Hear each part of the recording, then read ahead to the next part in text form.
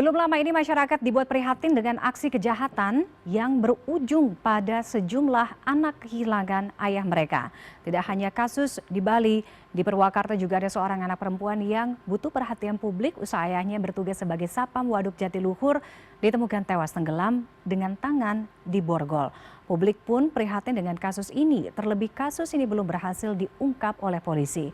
Berikut kita simak penelusuran kasus ini dalam laporan khas redaksi.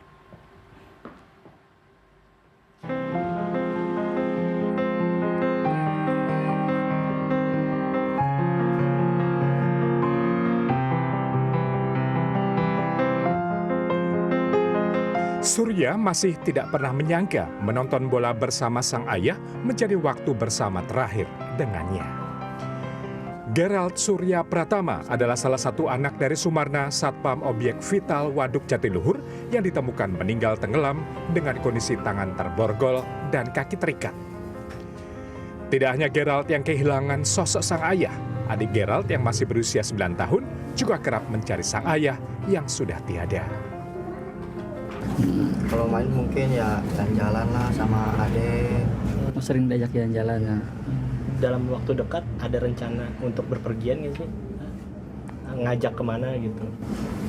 Dulu sih kalau sekarang mah ya waktu dulu pernah lah ke Bandung.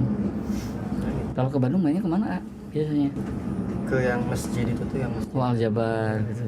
Terus sering diajak main kemana lagi ya?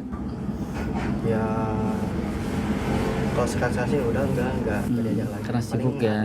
Oh adek suka diajak masih. Sementara sang istri Siti Maryam juga sangat kehilangan.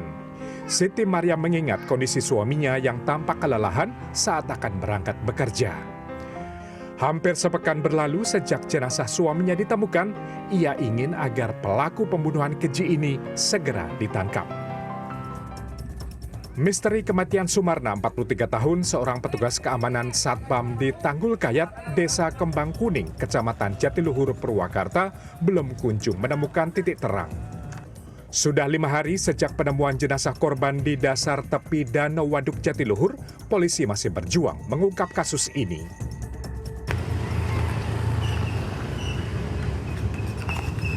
Ini adalah kantor di mana Sumarna bekerja. Pos security ini menjaga tanggul yang ada di sini, yaitu Tanggul Kayat, yang dilakukan 3 shift. Sumarna terbagi menjadi shift kedua dan berjaga dari malam hari sampai pagi hari. Kita lihat penelusuran di mana lokasi Sumarna ditemukan. Sumarna dikabarkan hilang Jumat 24 Juli 2026 sekitar pukul 3 dini hari.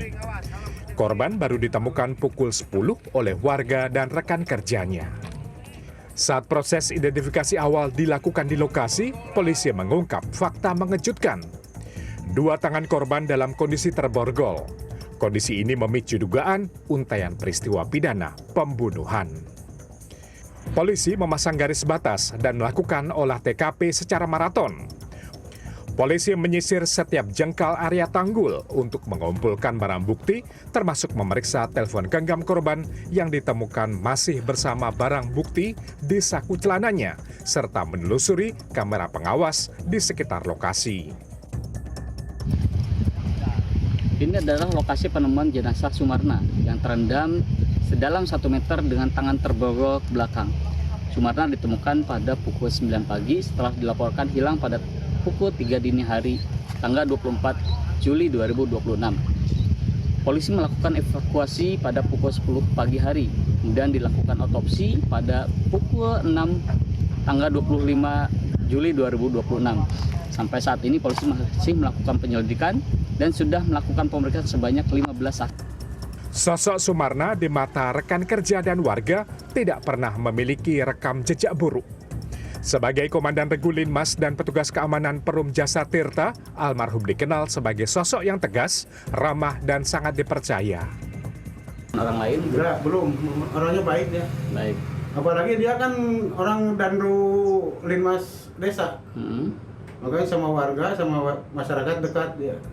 Kepergian Sumarna juga membuat warga terpukul.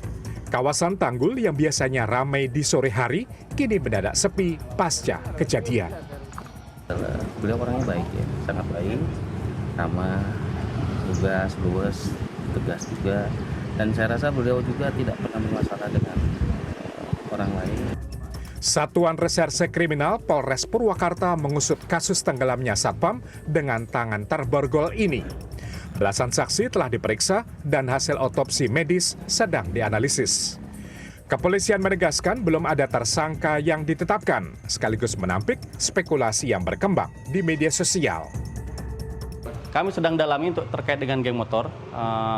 Beberapa dugaan-dugaan juga sudah kami dalami. Demikian. Hasil otopsi sejauh ini sampai... Hasil otopsi sudah ada, tapi itu menjadi kerahasiaan kami dalam kegiatan penyelidikan nantinya. Bang, katanya ditemukan 2 borgol di mobil dengan Betul, pada saat di TKP ada 2 borgol, 1 di motor korban dan 1 yang terikat di tangan.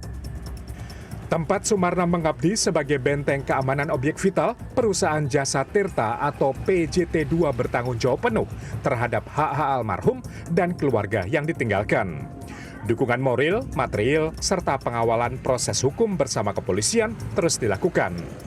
Kini keluarga, rekan kerja, dan warga hanya bisa berharap tabir gelap di balik kematian Sumarna dapat segera terungkap terang benderang. Dian Firmansyah, Purwakarta, Jawa Barat.